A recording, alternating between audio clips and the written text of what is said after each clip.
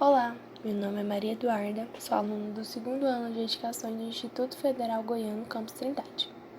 Juntamente com 2 colegas de classe, Julie Ribeiro e Lara Suzane, apresentaremos esse trabalho sobre fundação. Hoje iremos explicar o que são sapatas, a sua função e citar alguns exemplos. Vamos lá! Conforme estudado, sapata é um componente de fundação de concreto armado. Tem como função principalmente resistir os esforços que atuam na fundação e assim reduzindo o peso sobre o concreto. Isto é, a qualidade e resistência da sapata depende do concreto e da ferragem e tem o interior constituído de malha de ferro. A aplicação apresenta muitas vantagens como a eficiência, pois é construída diretamente no solo. Além do mais, é a estrutura que aguenta a maior capacidade de carga entre as fundações rasas. Inclusive, há vários exemplos. Entre eles estão sapata isolada, sapata com viga alavancada ou viga de equilíbrio. Agora, minhas colegas irão aprofundar especificamente nos detalhes da sapata associada e sapata corrida.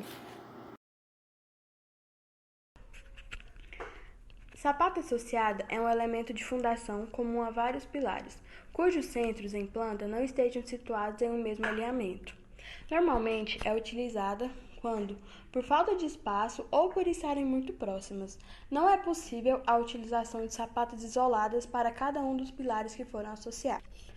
A NBR 6122 define as sapatas como elemento de fundação superficial de concreto armado dimensionado de modo que as tensões da tração nele resultantes sejam resistidas pelo emprego da armadura especialmente disposta para esse fim. Já a NBR 6118 as define como estruturas de volume usadas para transmitir ao terreno as cargas de fundação no caso de fundação direta. Para a execução de uma sapata, são realizados os seguintes passos: escavação do terreno, onde será feita a sapata, de acordo com o projeto de fundações, aplicando as dimensões e cotas indicadas. Aplicar uma camada de concreto magro no fundo do terreno, escavado e nas suas laterais. Essa camada de regularização no fundo deve ter no mínimo 5 centímetros, e a sua função é proteger a armadura da sapata contra a umidade do solo. Nas laterais, uma camada de chapisco já basta. Em seguida, coloca-se formas de acordo com o projeto de locação de obra. Deve-se conferir as marcações dos pilares e checar o nível da sapata. Coloca-se, então, espaçadores na superfície de apoio onde foi aplicado o concreto magro. Para evitar que o cobrimento do aço não seja atendido, coloca-se a armadura de acordo com o projeto de fundações. Posicionamento da armadura do pilar que sairá da sapata isolada. Deve-se fixar os arranques dos pilares com arames de aço. Realiza-se a concretagem da sapata. Depois de curado o concreto, realiza-se a desforma da sapata e o devido reaterro da cava da sapata.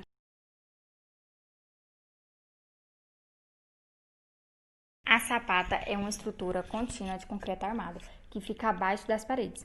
Assim, o peso da construção é distribuído linearmente para o solo. O topo da sapata corrida pode ser reto ou piramidal, e as estruturas de aços mais utilizadas são o radier e gaiola. O primeiro passo. O passo inicial é abrir uma vala de 20 cm de largura, além da espessura das paredes, que serão construídas.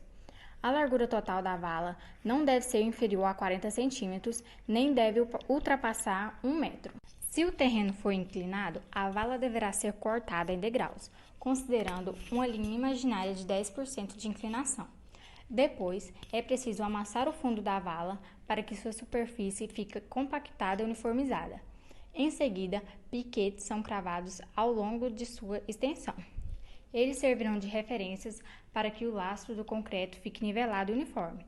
Na sequência, é jogada uma camada de 10 cm de brita no fundo da vala, para que seja bastante socada até que penetre na terra. Paralelamente, é montada a armadura, posicionando os estribos que ficam amarrados em barras horizontais com arame recosido.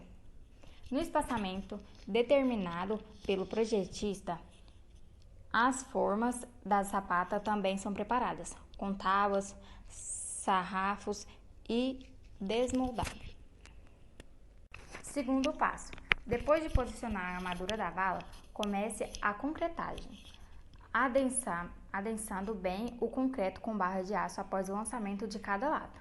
Para eliminar bolhas de ar, utilize um vibrador e alise a superfície com uma colher de pedreira. O procedimento de cura úmida do concreto segue por 3 dias. Para manter a umidade constante, é preciso molhar com água sem encharcar 2 vezes ao dia em média. Se o clima estiver muito quente e muito seco, pode ser necessário adicionar água outras vezes. Terceiro passo. Após 24 horas de realizada a concretagem, já é possível iniciar a execução da alvenaria de embaçamento, assentando sobre a sapata dos blocos de concreto com a argamassa de assentamento. Um nível ou mangueira transparente farão a checagem nos cantos. Após os 3 dias, as formas são retiradas e executadas uma cinta de amarração na última fiada da alvenaria de embaçamento antes da parede da casa. Por fim, é preciso impermeabilizar o baldrame.